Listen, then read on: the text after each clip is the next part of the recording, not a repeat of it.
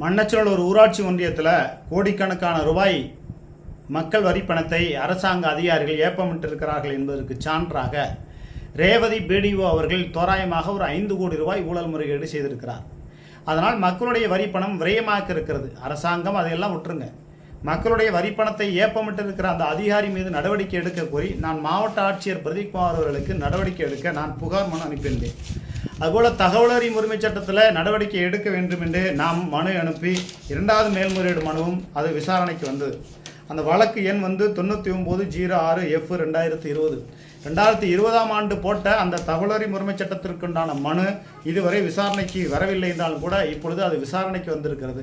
தகவல் அறியும் உரிமை சட்டத்தின் பால் மண்ணச்சநல்லூர் ஊராட்சி ஒன்றியத்தில் இருந்த பிடிஓ ரேவதி அவர்கள் தண்டிக்கப்பட்டு அவரால் மக்களுடைய வரிப்பணம் விரயமாக்கப்பட்டதை அவர் மூலியமாக கொண்டு வந்து கஜானாவில் வைக்கக்கூடிய ஒரு நிலை ஏற்பட்டால்தான் ஊழல் ஒழியும்.